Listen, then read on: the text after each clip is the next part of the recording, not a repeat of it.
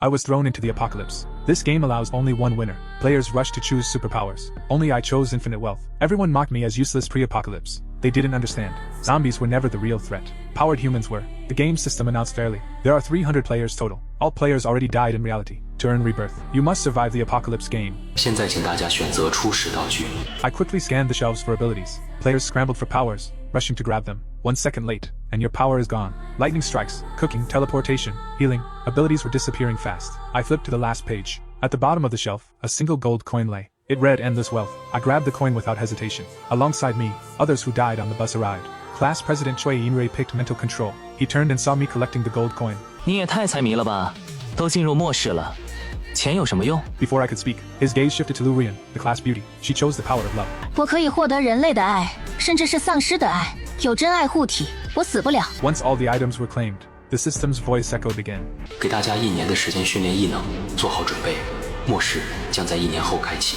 请注意，这个游戏只有一个胜者，最后活下来的玩家才有资格获得奖励。 As soon as I heard this, the expressions on everyone's faces turned complicated. In this game, there are no friends. Everyone is an enemy. I quickly left the scene and began my survival plan. On the world map, I kept searching. Finally, I found a small island in the middle of the Pacific Ocean. The island was just the right size, a solitary island, stable and low-lying, with a natural flat area perfect for building an airport. I didn't hesitate. I bought the island for 10 billion and named it Future Island. I claimed I was starting a tourist project, bought 10 large cruise ships, and signed construction agreements with NPCs. I made the NPC executives sign confidentiality agreements. They had no idea about the location of Future Island. Workers worked day and night to prevent the island from being located. I bought jammers in advance and confiscated the workers' phones. The fortifications were camouflaged, invisible from satellites. However, those were just smoke screens. The real underground fortress could withstand nuclear and biological attacks. Even with the toughest zombies, they couldn't break through the 5-meter steel walls. To solve the energy problem, I installed wind, tidal, and nuclear power systems on the island. Additionally, I stocked up on 100,000 oxygen tanks for emergency use. The underground facility was divided into 12 separate chambers, so if 1 or 2 failed,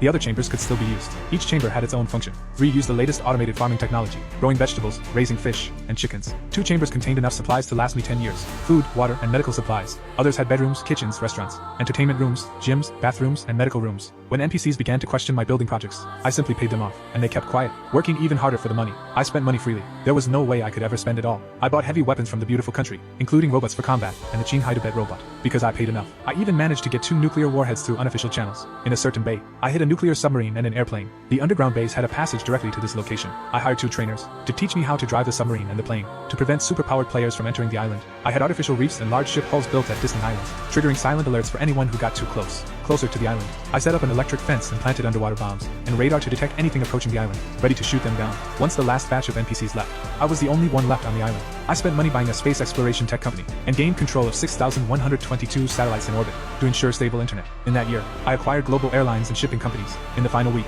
I ordered the destruction of all planes and ships. Everyone around the world knew the first payment had wiped out all long-distance transportation. NPCs thought the richest man had lost his mind, but only the players understood. This global tycoon was also their competitor. On the player world's chat interface, a small window popped up. 那个全球首富是你吗？ Only he saw I chose infinite wealth. I didn't care about him. A week later, the apocalypse arrived. Hundreds of billions of players were eager to try. 300 player names and IDs flashed on the screen. I'm number 99, Chui Yingrui is number 100, Lu Rian is number 101. Attention, the apocalypse has begun. The game will continue until 1 player remains. No one expected. The apocalypse came as a massive flood. From north to south, floods ravaged.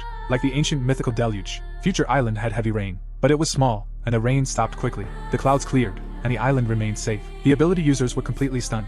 系统，在大洪水里，我们的异能有屁用？对啊，系统，你不讲武德。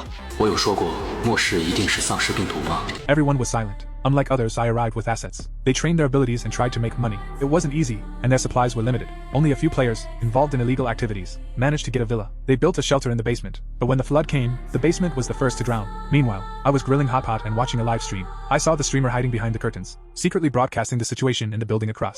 A player was controlling fire to grab supplies. 老铁们，这不是特效，也不是 cos， 这是真正的异能人。他原本是我们小区的保安，现在他在用火破门，这是他抢劫的第10家。The ability users attracted NPCs. A squad of SWAT officers arrived on rescue boats. They surrounded the building with guns drawn. 老铁们，我是第一次看见枪战，这保安的火太厉害了，顷刻就把大铁门融了。The SWAT team stormed the building. Gunfire erupted, and glass shattered everywhere. Explosions rang out in waves. Suddenly, a figure flew out of the top floor. plummeting into the flood below. Moments later, a player's name turned gray on the game screen, indicating their death. In the player world chat, Shui Yingwei messaged me again. 我们结盟吧！你看，我们是同班同学，编号又相邻，我们结盟肯定可以撑到最后。你明明看得见啊，回个话啊！我的精神控制能力很强，你没有异能，到时候可以让我帮你对付其他玩家。I ignored him, just like his eyelashes. In the end, it was only the two of us left. He used mental control to knock me out, becoming the sole victor. Did he underestimate my intelligence, or overestimate his own?